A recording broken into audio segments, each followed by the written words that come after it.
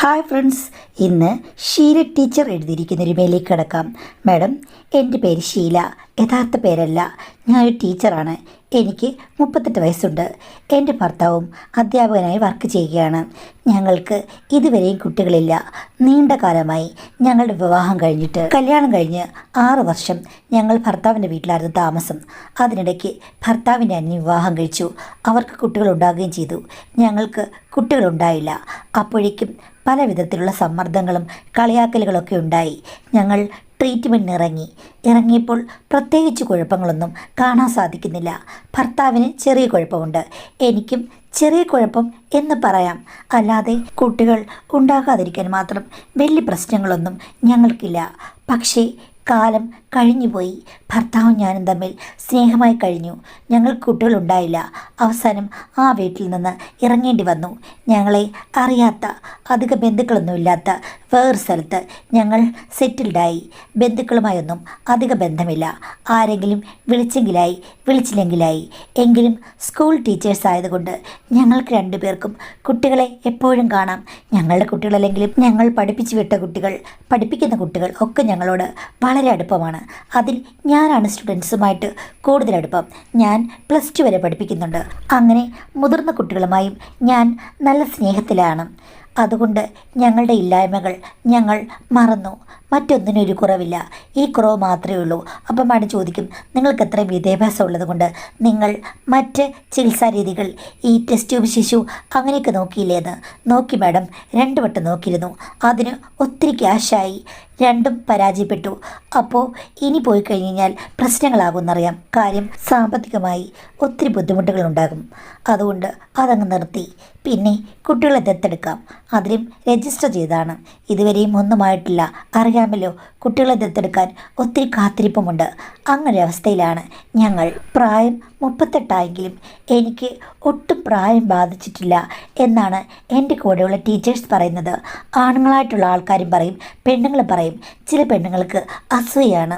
അവരൊക്കെ എന്നോട് പറഞ്ഞിട്ടുണ്ട്, ടീച്ചറെ, കുട്ടികളില്ലാത്തതിൻ്റെ പേരിൽ എല്ലാവരും ടീച്ചറെ കുറ്റം പറയുന്നു, അല്ലെങ്കിൽ കളിയാക്കുന്നു. ഞങ്ങൾക്കാണെങ്കിൽ അതൊക്കെ ഒരു ബാധ്യതയാണ്. ഇല്ലായിരുന്നെങ്കിൽ എത്ര നല്ലതെന്ന് തോന്നിയിട്ടുണ്ട്. അതുമാത്രമല്ല, ഞങ്ങളൊക്കെ നോക്കിയേ, കിളവിമാരായി. ടീച്ചർ ഇപ്പോഴും നിത്യയൗവനത്തിലിരിക്കുന്നു. പ്രസവിക്കുണ്ടായിരുന്നുവെന്ന് 100 വട്ടം ഞങ്ങൾക്ക് തോന്നിയിട്ടുണ്ടെന്ന്. അപ്പോൾ ഞാൻ പറയും, അങ്ങനെ പറയരുത്. മാതൃത്വം എന്ന് പറയുന്നത് ഏറ്റവും വലിയ കാര്യമാണ്. അതൊക്കെ ശരിയാണ്, സമ്മതിക്കുന്നു. എങ്കിലും ടീച്ചറെ, യൗവനം അത് പ്രസവം കഴിയുന്നതോടുകൂടി പോകും എന്നൊക്കെയാണ് അവർ പറഞ്ഞത്. അതൊന്നും നമുക്ക് അംഗീകരിക്കാൻ പറ്റില്ല. എങ്കിലും അവരുടെ കൺസെപ്റ്റ് അതാണ്. ഞങ്ങൾ അടിച്ചു പൊളിച്ച് ജീവിക്കുന്നു എന്നാണ് അവർ വിചാരിക്കുന്നത്. ചിലർ ഞങ്ങൾ ദുഃഖത്തിലാണെന്നാണ്. ചിലർ ഞങ്ങളെ സഹതാപത്തോടുകൂടി നോക്കും. എന്തായാലും ഇതെല്ലാം കലർന്ന ഒരു ജീവിതമാണ് ഞങ്ങളുടേത്. ഭർത്താവും ഞാനും 2 സ്കൂളുകളായിട്ടാണ് പഠിപ്പിക്കുന്നത്. അദ്ദേഹത്തിന് ഇഷ്ടംപോലെ ശിഷ്യന്മാരുണ്ടെങ്കിലും പുള്ളിയോട് ഇത്തിരി ഒരു ഭയമുണ്ട്. അത്ര അങ്ങോട്ട് അറ്റാച്ച്ഡ് അല്ല. എന്നോട് അങ്ങനെയല്ല, വലിയ കാര്യമാണ്. പിന്നെ പഠിപ്പിച്ച കുട്ടികളൊക്കെ ചിലപ്പോൾ ഗൾഫിൽ പോയവരുണ്ട്, UK, USA, അങ്ങനെ പല രാജ്യങ്ങളും പോയവരുണ്ട്. അവർ ഇടയ്ക്കൊക്കെ ലീവിന് വരുമ്പോൾ ഭർത്താക്കന്മാരെ കൂട്ടിയോ ഭാര്യമാരെ കൂട്ടിയോ അല്ല തനിച്ചോ ഒക്കെ വന്ന് എന്നെ കാണാറുണ്ട്, ഗിഫ്റ്റുകൾ തരാറുണ്ട്.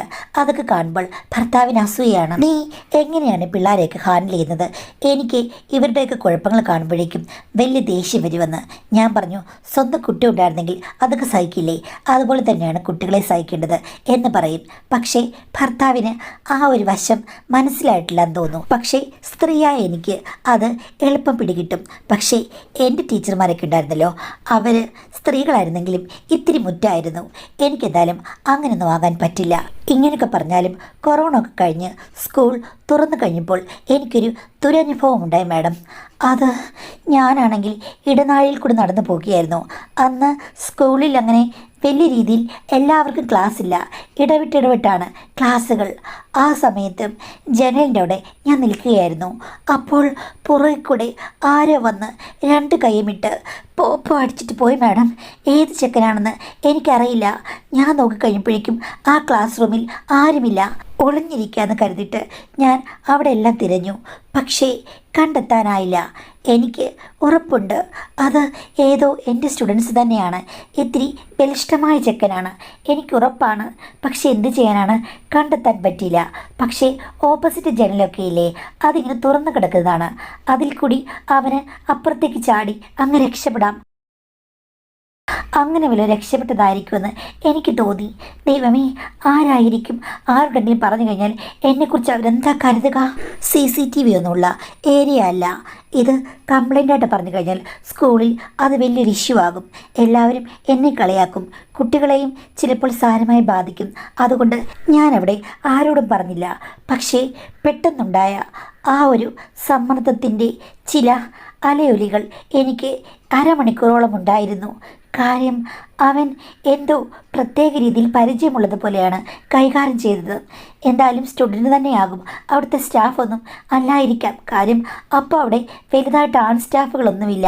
ഒരു തെളിവുമില്ലാതെ ഇതൊക്കെ പറഞ്ഞു കഴിഞ്ഞാൽ പെണ്ണുങ്ങൾക്ക് തന്നെ ആപത്ത്. അതുകൊണ്ട് ഞാൻ അത് സഹിച്ചു, ആരോടും പറഞ്ഞില്ല. വീട്ടിൽ ചെന്ന് ഹസ്ബൻഡിനോട് പറഞ്ഞു. ഹസ്ബൻഡ് പൊട്ടിത്തെറിച്ചു. നീ എന്താ മണ്ടിയാണോ? അങ്ങനൊരു സംഭവം ഉണ്ടായപ്പോൾ തന്നെ അടുത്തുള്ളവരോട് പറയണ്ടേ? അവർ അവിടെ എല്ലാം തിരയില്ലേ? സംശയിക്കുന്ന ആൾക്കാരെ പിടികൂടില്ലേ? സ്റ്റുഡൻ്റ് ആണോ അവിടുത്തെ സ്റ്റാഫാണോ എന്ന് ആർക്കറിയാം? നിന്നോട് ആരെ പറഞ്ഞു സ്റ്റുഡൻ്റ് ആണെന്ന് എന്ന് പറഞ്ഞ് എന്നെ വഴക്ക് പറഞ്ഞു.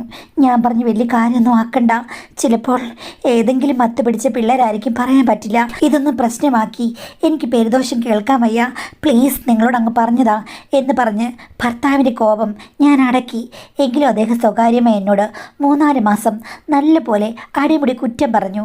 ഞാൻ അതൊക്കെ ആസ്വദിച്ചിട്ട് പോന്നു എന്നുള്ള രീതിയിലാണ് പുള്ളി പറഞ്ഞത്. അങ്ങനെയല്ല, കുട്ടികളുടെ ഭാവിയല്ലേ, എല്ലാവരെയും ഇങ്ങനെ സംശയമുന്നിൽ നിർത്താൻ പറ്റുമോ? പക്ഷേ എനിക്കൊരു കാര്യം ഉറപ്പായിരുന്നു, ഇപ്പോഴത്തെ പിള്ളേരാണെങ്കിൽ തലതെറിച്ചതാണ്. പണ്ടത്തെ ആൾക്കാരുടെ തലതെറിച്ച കഥകൾ കേട്ടിട്ടുണ്ട്, എങ്കിൽ പോലും ഇപ്പോഴത്തെ കുട്ടികളെയാണ് കൂടുതൽ സൂക്ഷിക്കേണ്ടത്. ആ കുരുത്തക്കെട്ടവന്മാർ ഇനി ശ്രദ്ധിക്കണം എന്നുള്ള രീതിയിൽ ഞാനതിനെ ലാഘവത്തോടുകൂടി എടുത്തു. ഇതാണ് എനിക്ക് മുൻപുണ്ടായിട്ടുള്ള ഒരു പ്രധാനപ്പെട്ട അനുഭവം. അത് കഴിഞ്ഞതിൽ പിന്നെ പിള്ളേരൊക്കെ എന്നെ ശ്രദ്ധിക്കുന്നത് കണ്ടിട്ടുണ്ട്. എൻ്റെ സാരിയെ പറ്റിയൊക്കെ ആൺപിള്ളേർ കമൻറ്റ് പറയുമെന്ന് ഒരു പെൺകുട്ടി എന്നോട് പറയുകയും ചെയ്തു. അല്ലെങ്കിലും ഞാൻ തിരിഞ്ഞു നിൽക്കുമ്പോൾ നല്ല ഭംഗിയാണെന്ന് എൻ്റെ ഭർത്താവ് തന്നെ പറഞ്ഞിട്ടുണ്ട്. അപ്പോൾ ആൺപിള്ളേർ +2-നും +1-നൊക്കെ പഠിക്കുന്ന പിള്ളേർ ആസ്വദിക്കും. ഇനി അതിന് ചെറിയ പ്രായത്തിലുള്ള പിള്ളേർ വേണമെങ്കിൽ ആസ്വദിക്കും. ഇപ്പോഴത്തെ കാലത്തെ പിള്ളേരല്ലേ, അവരുടെ മനസ്സിൽ എന്താണെന്ന് ആർക്കറിയാം? അതുകൊണ്ട് ഞാൻ കൂടുതൽ അതിന് പ്രാധാന്യം കൊടുത്തില്ല. ഞാൻ ഒരുങ്ങുന്നു, പോകുന്നു. ഞാൻ ഒരു ടീച്ചറാണ്, അതിൽ കൂടുതൽ ഞാൻ അതിനെക്കുറിച്ച് ചിന്തിക്കേണ്ട കാര്യമില്ല. എല്ലാവരോടും ഞാൻ ഒരുപോലെ പെരുമാറാം എന്നങ്ങ് വിചാരിച്ച് സമാധാനിച്ചു. പക്ഷേ എൻ്റെ ജീവിതത്തിലെ യഥാർത്ഥ ട്വിസ്റ്റ് അതൊക്കെ നടന്നത് കുറച്ചു കാലം മുമ്പാണ്. എന്ന് വെച്ച് കഴിഞ്ഞാൽ 1 വർഷമായിട്ടില്ല എന്ന് മാഡം വിചാരിച്ചോളൂ. എൻ്റെ വീടിനടുത്തും ഞാൻ കുറേ കുട്ടികളെ പഠിപ്പിച്ചിട്ടുണ്ട്. അവരൊക്കെ എന്നെ വന്ന് കാണുമെന്ന് പറഞ്ഞല്ലോ. ഇനി ഇവിടെ പഠിത്തമൊക്കെ കഴിഞ്ഞു പോയി ഡിഗ്രിയും PG ഒക്കെ പഠിക്കുന്ന പിള്ളേരുണ്ട്. അവരുടെ ചില പ്രശ്നങ്ങൾക്കും മാതാപിതാക്കൾ വന്നെന്നെ കാണാറുണ്ട്. ടീച്ചർ അവനെ അല്ലെങ്കിൽ അവളെ ഒന്ന് ഉപദേശിക്ക്, ഞങ്ങൾ പറഞ്ഞാൽ കേൾക്കില്ല എന്നൊക്കെ. അങ്ങനെയും ഇടയ്ക്ക് സംഭവം ഉണ്ടാകാറുണ്ട്. അതൊന്നും എനിക്ക് പ്രശ്നമല്ല, കാര്യം ഞാൻ പഠിപ്പിച്ച കുട്ടികളാണല്ലോ. അപ്പോൾ ഒരു കുഴപ്പവുമില്ല എനിക്ക് ഉപദേശിക്കാൻ. ആ സമയത്ത് ഡിഗ്രി 2nd ഇയറിന് പഠിക്കുന്ന എൻ്റെ പ്രിയപ്പെട്ടൊരു ശിഷ്യനുണ്ട്. അവൻ്റെ കാര്യം പറയാൻ വേണ്ടിയിട്ടാണ് അവൻ്റെ അമ്മ വീട്ടിലേക്ക് വന്നത്. അന്നൊരു ഞായറാഴ്ചയായിരുന്നു. ഹസ്ബൻഡ് അവിടെ ഇല്ല. അവരെന്നോട് വിളിച്ച് ചോദിച്ചിരുന്നു, ടീച്ചറെ ഞാൻ അങ്ങോട്ട് വരട്ടെ?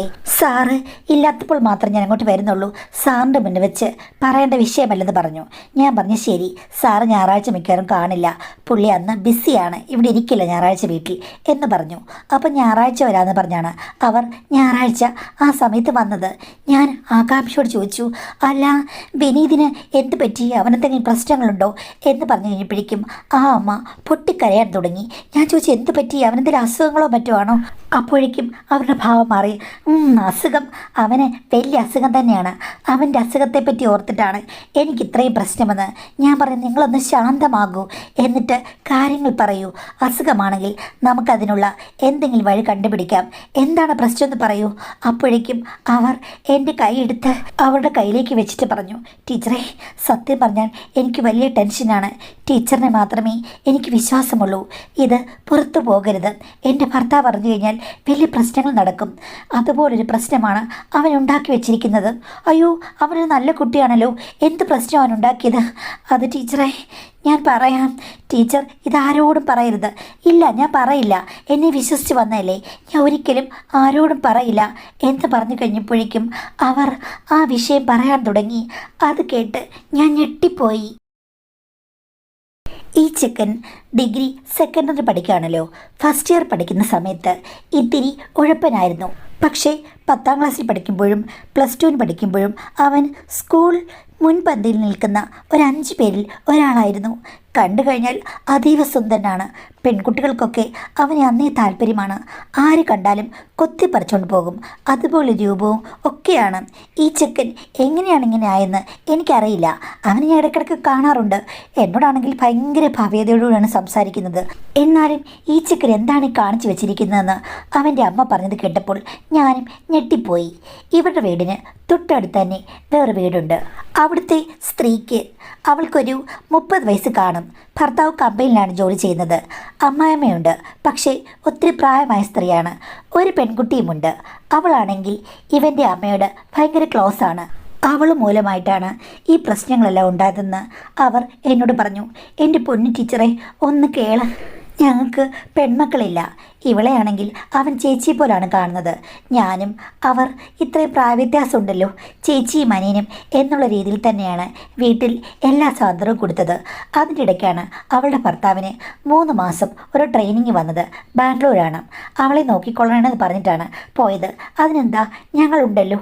അപ്പോൾ ഈ ചെക്കനില്ലേ, ഒരു 7 മണിയാകുമ്പോഴേക്കും അവളുടെ അവിടെ പോകും. പിന്നെ അവൻ 10-10:30 ആകുമ്പോഴേ തിരിച്ചു വരികയുള്ളൂ. അവൾക്കാണെങ്കിൽ വൈകുന്നേരമാകുമ്പോഴേക്കും അമ്മായിമ്മയ്ക്ക് കഞ്ഞി ഉണ്ടാക്കി കൊടുക്കണം. അങ്ങനെ സ്പെഷ്യൽ ഫുഡൊക്കെയാണ് അമ്മായിമ്മ കഴിക്കുന്നത്. അതൊക്കെ ഉണ്ടാക്കാൻ വേണ്ടിയിട്ട് അടുക്കളയിലായിരിക്കും. അതിന് ചെക്കനും കൂട്ടിരിക്കും. എൻ്റെ മോൻ്റെ കാര്യം ടീച്ചർക്ക് അറിയാമല്ലോ, അത്യാവശ്യം പാചകമൊക്കെ അവൻ ചെയ്യും. അപ്പോൾ അവളെ സഹായിച്ച് എല്ലാം റെഡിയാക്കിയിട്ടാണ് അവൻ തിരിച്ചു വരുന്നത്. അതിലൊന്നും എനിക്കൊരു പ്രശ്നം തോന്നേണ്ട ഒരു കാര്യവുമില്ല. അങ്ങനെ ഒരു 2 ആഴ്ച കഴിഞ്ഞപ്പോഴേക്കും ഞങ്ങളുടെ വീടിൻ്റെ മറുഭാഗത്തുള്ള ഒരു ചേച്ചി, അവരെന്നേക്കാൾ ഒരു 4 വയസ്സിന് മൂത്താണ്, എന്നെ വിളിച്ചിർത്തി പറഞ്ഞു, മോൻ ഇപ്പോൾ രാജിയുടെ വീട്ടിൽ അടുക്കളയിൽ അങ്ങ് കുത്തിയിരിക്കുകയാണല്ലോ.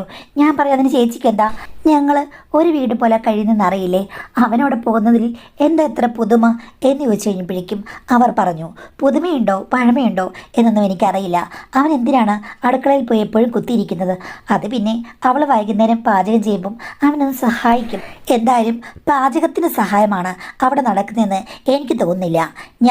ഞങ്ങളുടെ പറമ്പിൽ കൂടി ഇങ്ങോട്ട് നടന്നു പോയി കഴിഞ്ഞപ്പോഴേക്കും അടുക്കളവാതിൽ തുറന്നിട്ടിരിക്കുന്നു. അതിനുള്ളിലേക്ക് ഞാൻ നോക്കിയതേ ഉള്ളൂ. എന്ത് സഹായമാണ് ചെയ്യുന്നതെന്ന് എനിക്ക് മനസ്സിലായി. ചൂടായ ചട്ടിയിൽ ചപ്പാത്തിയിട്ട് തിരിച്ചു മറിച്ചു വിട്ട് പൊള്ളിച്ചെടുക്കുകയാണോ, അതോ ചപ്പാത്തിക്കോൽ ഉപയോഗിച്ച് ചപ്പാത്തി പരത്തി എടുക്കുകയാണോ എന്നൊന്നും എനിക്കറിയില്ല. ചേച്ചി എന്തൊക്കെയായി പറഞ്ഞത് എന്ന് ചോദിച്ചപ്പോൾ അവർ പറഞ്ഞു, എടി എൻ്റെ കണ്ണുകൊണ്ട് ഞാൻ കണ്ടതാണ്. അവളാണെങ്കിൽ ചെക്കനെ ആവശ്യമില്ലാത്ത കാര്യങ്ങളൊക്കെ പഠിപ്പിക്കുകയാണ്. 2 പേരും കൂടെ അടുക്കളയിൽ വെച്ച് കാണിക്കുന്ന കാര്യങ്ങളൊന്നും എനിക്ക് വിവരിക്കാൻ പറ്റുന്നില്ല. അവിടെ പാചകമല്ല നടക്കുന്നത്, മറ്റ് പല കാര്യങ്ങളുമാണ്. സൂക്ഷിച്ചാൽ ദുഃഖിക്കേണ്ട കാര്യമില്ല. ഇല്ലെങ്കിൽ ഒരു ദിവസം ഇത്തിരി ഇല്ലാത്ത നിങ്ങളുടെ മോനെയും കൊണ്ട് അവൾ എവിടെയെങ്കിലും ഒളിച്ചോടിപ്പോകും. അവസാനം നിങ്ങൾ നെഞ്ചു തടിച്ച് കരയേണ്ടി വരും. ഞാൻ പറഞ്ഞു, ചേച്ചി ഇതൊന്നും ഞാൻ വിശ്വസിക്കില്ല. അവൾ അത്തരക്കാരിയല്ല. എത്തരക്കാരിയാണെന്നുള്ളത് നീ ഒരു ദിവസം പമ്മി അവനങ്ങോട്ട് അടുക്കളയിൽ ചെന്നിരിക്കുമ്പോഴേക്കും പോയി നോക്കിയാൽ മതി. ആ മുറ്റത്തേക്ക് പമ്മി ചെന്ന് കഴിഞ്ഞാൽ അവൾ അറിയില്ലല്ലോ. അടുക്കളയിൽ കൂടി നോക്കാൻ ഇഷ്ടംപോലെ സൗകര്യങ്ങളുമുണ്ട്. അവിടെ എന്താ കാണിക്കുന്നത്? രാത്രി സ്പെഷ്യൽ കഞ്ഞി ഉണ്ടാക്കുകയാണോ, അതോ മുരിങ്ങക്കോൽ കറി ഉണ്ടാക്കുകയാണെന്നുള്ളതും ഒന്ന് ചെന്ന് നോക്കണമെന്ന് പറഞ്ഞു. എനിക്കാണെങ്കിൽ ആകെ കൺഫ്യൂഷൻ. ആ സ്ത്രീ പറഞ്ഞത് കേട്ട് വിശ്വസിക്കാനും പറ്റുന്നില്ല, വിശ്വസിക്കാതിരിക്കാനും പറ്റുന്നില്ല. എന്തായാലും പോയി നോക്കണം. ഇപ്പോഴത്തെ കാലമാണ്, ഒന്നും വിശ്വസിക്കാൻ പറ്റില്ല. അതുകൊണ്ട് ടീച്ചറെ, ഞാനാണെങ്കിൽ 2 ദിവസം ഒന്ന് പോയി നോക്കി. അന്നേരം എനിക്ക് 10-15 മിനിറ്റ് നിന്നിട്ടും സാധാരണ രീതിയിലുള്ള സംഭാഷണങ്ങളെ കേൾക്കാൻ കഴിഞ്ഞുള്ളൂ. എങ്കിൽ 3-ാമത്തെ ദിവസം പോയി കഴിഞ്ഞപ്പോഴേക്കും എൻ്റെ മകനെ അവിടെ ഒരു കസേരയിൽ ഇരിക്കുന്ന നിലയിൽ ഞാൻ കണ്ടു. ഇത്തിരി കഴിഞ്ഞപ്പോഴേക്കും അവളെയും ഞാൻ കണ്ടു. ആ നില എനിക്ക് പറയാൻ പറ്റില്ല മാഡം. ചെക്കനെ അവൾ മാക്സിമം യൂട്ടിലൈസ് ചെയ്യുകയാണെന്ന് എനിക്ക് മനസ്സിലായി. അവളുടെ തലക്കരുത്തിലും തലയാട്ടൽ കരുത്തിലും ചെക്കൻ വീണുപോയി. അത് കഴിഞ്ഞ ശേഷം ചെക്കനെ നിർബന്ധിക്കുന്നതും അവൻ എല്ലാത്തിനും റെഡിയായി നിൽക്കുന്നതും അടുക്കള പാതകത്തിനോട് ചേർന്ന് നിന്ന് ചില ലീലാവിദ്യകളും ഞാൻ കണ്ടു മാഡം. അത്രയും കണ്ടു കഴിഞ്ഞപ്പോഴേക്കും ഞാൻ പാഞ്ഞവിടെ ചെന്നു. രണ്ടുപേരോടും വഴക്കുണ്ടാക്കി. എൻ്റെ മോന് ഞാൻ 2 കൊടുക്കുകയും ചെയ്തു. ചെറുക്കനെ വിളിച്ചോണ്ട് ഞാൻ വീട്ടിൽ പോരുകയും ചെയ്തു. അവളാണെങ്കിൽ സോറി പറഞ്ഞുകൊണ്ട് പുറകെ വന്നു. ഞാൻ പറഞ്ഞു, നീ നിന്റെ വീട്ടിൽ കയറി പൊയ്ക്കോ, മേലിൽ ഇങ്ങോട്ട് വരരുത്. നമ്മൾ തമ്മിൽ യാതൊരു സഹകരണവുമില്ല. കാര്യം ആരെങ്കിലും അറിഞ്ഞു കഴിഞ്ഞാൽ എല്ലാവർക്കും നാണക്കേടാണ്.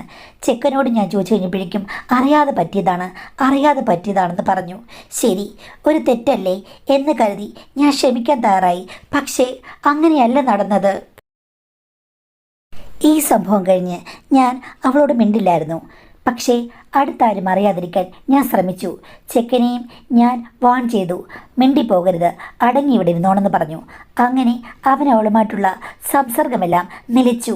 പക്ഷേ 2-3 ആഴ്ച കഴിഞ്ഞപ്പോഴേക്കും അവൾ ഒരു ദിവസം വൈകുന്നേരമായി കഴിഞ്ഞപ്പോഴേക്കും എൻ്റെ അടുക്കളയിലേക്ക് വന്നു. ഞാൻ ചോദിച്ചു, നിനക്കെന്താ ഇവിടെ കാര്യം, നീ എന്തിനു വന്നതാണെന്ന്. അപ്പോൾ അവൾ എന്നോട് പറയുകയാണ്, അറിയാതെ ഞാൻ അവനുമായിട്ട് അടുത്തു. പക്ഷേ ഇപ്പോൾ എനിക്ക് അബദ്ധം പറ്റിയിരിക്കുകയാണ്. ഞാൻ വല്ലാത്തൊരു നിലയിലാണ്. എന്താണെന്ന് ചോദിച്ചു കഴിഞ്ഞപ്പോഴേക്കും അവനിൽ നിന്ന് എനിക്കിപ്പോൾ പുതിയ വിശേഷം ഉണ്ടായിട്ടുണ്ട്. എന്ത് ചെയ്യണമെന്ന് അറിയില്ല. ഇതിനിപ്പോൾ ഞാൻ എന്ത് ചെയ്യും? അത് കേട്ട് ഞാൻ ഞെട്ടിയെങ്കിലും പറഞ്ഞു, നീ ഡോക്ടറെ പോയി കണ്ട് അത് ഒഴിവാക്കുക, അല്ലാതെ എന്താ ചെയ്യേണ്ടതെന്ന്. അപ്പോൾ അവൾ എന്നെ വെല്ലുവിളിക്കുന്ന പോലെ ചോദിക്കുകയാണ്, ഒഴിവാക്കിയില്ലെങ്കിൽ അവൻ എൻ്റെ സ്വന്തമാകുമോ എന്ന്. ഞാൻ അവളെ എന്തൊക്കെയോ പറഞ്ഞു. എങ്കിലും ഞാൻ കൺട്രോൾ ചെയ്തു.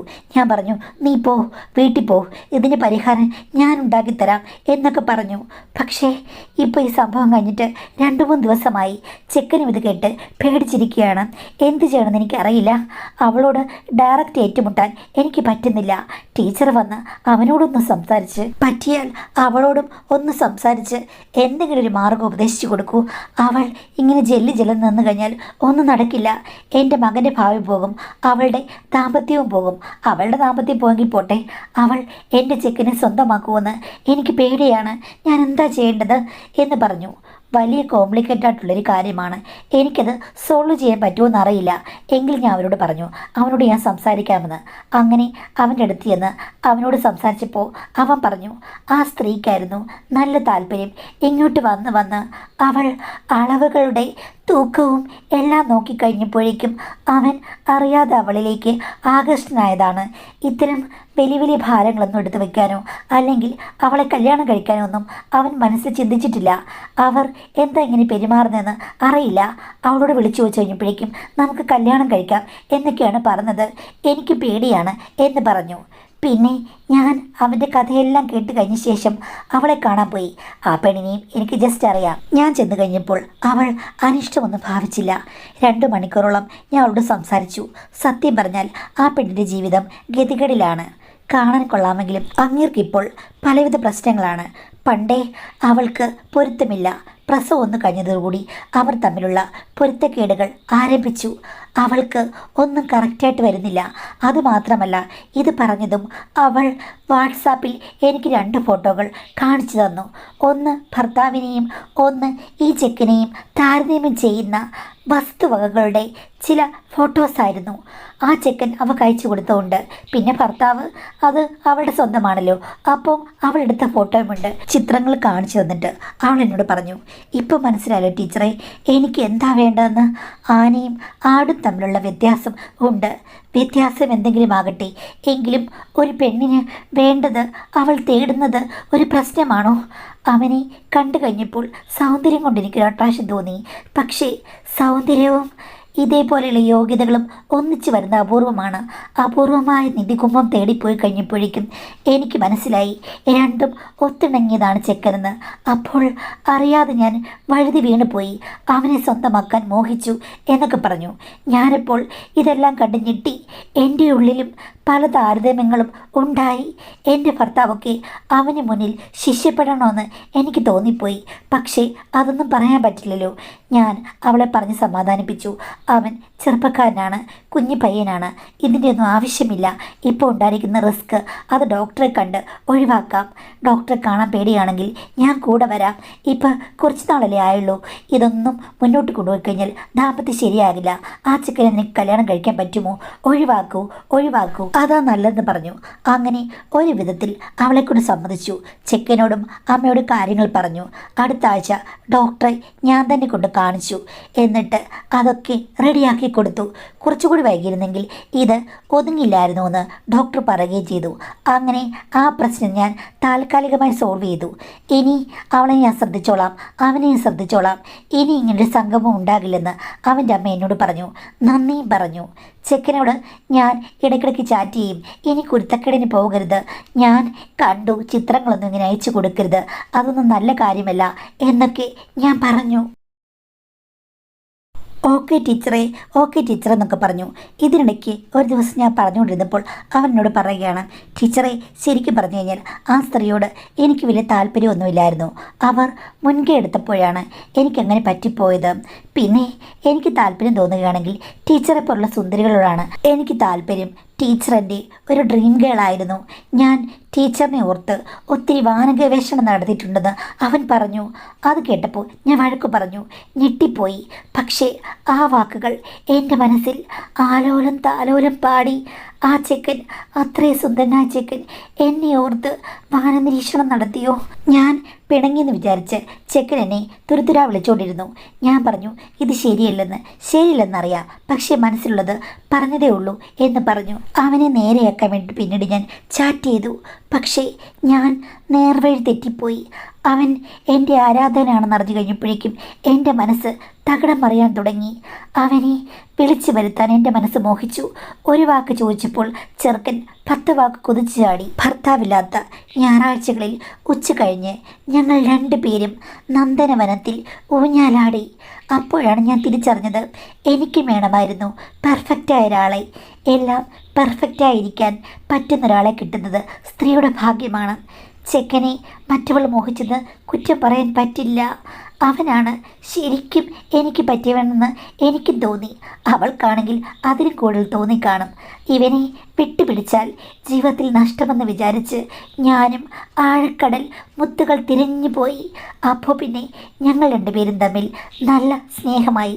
അവനും എന്നോട് പ്രണയം തന്നെയായിരുന്നു. മറ്റേ സ്ത്രീയെ പൂർണ്ണമായും അവൻ മറന്നു. പക്ഷേ മാഡം, ആലസ്യത്തിൽ ഒത്തിരി കാര്യങ്ങൾ ഞാനും മറന്നുപോയി. മറ്റേ സ്ത്രീക്ക് സംഭവിച്ചതുപോലെ തന്നെ എനിക്ക് സംഭവിച്ചു. ഞാനത് തിരിച്ചറിഞ്ഞപ്പോൾ എന്തു ചെയ്യണമെന്നറിയാതെ ഞെട്ടിപ്പോയി. പക്ഷേ ആ ഞെട്ടൽ 24 മണിക്കൂർ കഴിഞ്ഞപ്പോഴേക്കും എനിക്ക് സന്തോഷകരമായി മാറി. കാര്യം, ഇത്രയും കാലം എനിക്കൊരു വിശേഷമുണ്ടായില്ല, ഇപ്പോൾ വിശേഷമുണ്ടായി. അതിപ്പോൾ എൻ്റെ ഭർത്താവ് അടുത്തുണ്ടല്ലോ. അപ്പോൾ പിന്നെ ഞാനെന്തിനാണ് പഴിക്കുന്നത്? മറ്റവളുടെ ഭർത്താവ് ദൂരെ പോയപ്പോഴില്ലേ അവൾക്ക് ടെൻഷൻ. എൻ്റെ ഭർത്താവ് അടുത്തുള്ളപ്പോൾ ചെക്കനാണ് അതിന് കാരണമെന്ന് എന്തിന് ഞാൻ മാലോകരോട് പറയണം? എൻ്റെ കാര്യങ്ങൾ നേടിയെടുക്കാൻ, സ്വപ്നം സഫലമാക്കാൻ ഇതാണ് അവസരം എന്നെനിക്ക് മനസ്സിലായി.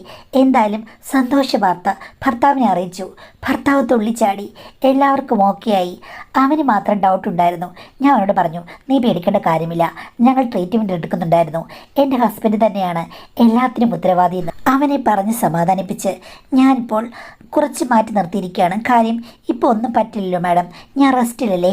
എന്തായാലും എനിക്ക് 2-3 മാസം കഴിയുമ്പോഴേക്കും എൻ്റെ സ്വപ്ന സാഫല്യമാകും. ഒരു പ്രശ്നമില്ലാതെ മുന്നോട്ട് പോകുന്നു. മാഡം, ഈ കഥ കെട്ടെന്നെ കുറ്റം പറഞ്ഞാലും എനിക്ക് വേണ്ടി പ്രാർത്ഥിക്കണം. മിടുക്കുണ്ടെങ്കിൽ മാത്രമേ സ്ത്രീകൾക്കാണെങ്കിലും പുരുഷന്മാർക്കാണെങ്കിലും ഈ ലോകത്തിൽ ജീവിക്കാൻ പറ്റൂ. എപ്പോഴും അങ്ങ് നേർവഴിക്ക് പോയി കഴിഞ്ഞാൽ ഒന്നും നടക്കില്ലെന്ന് ഒരു ടീച്ചറായ എല്ലാവർക്കും ഉപദേശം കൊടുക്കുന്ന എനിക്ക് മനസ്സിലായിരിക്കുന്നു. ജീവിതം എന്ന് പറയുന്നത് അങ്ങനെ നേർവഴി മാത്രമല്ല, വളഞ്ഞ വഴിയും കൂടെയാണെന്നാണ് ടീച്ചർ അവകാശപ്പെടുന്നത്. നമുക്കത് ഈ പറഞ്ഞ പോലെ കഥയായിട്ട് എടുക്കാം. കാര്യം അതിന് മാതൃകയായ ഒരു വ്യക്തിയായിട്ടോ അവരുടെ സംഭവമായിട്ടോ ഒന്നും പറയാൻ പറ്റില്ല. മനുഷ്യർക്ക് അവനവൻ്റെ ഇഷ്ടങ്ങൾ നേടിയെടുക്കാൻ വേണ്ടി ഓരോ കാര്യങ്ങൾ ചെയ്യുമ്പോൾ അതിനെ സാധൂകരിച്ച് പറയുക എന്നുള്ളതല്ലാതെ ഈ കഥയെ ഞാൻ ന്യായീകരിക്കുന്നില്ല.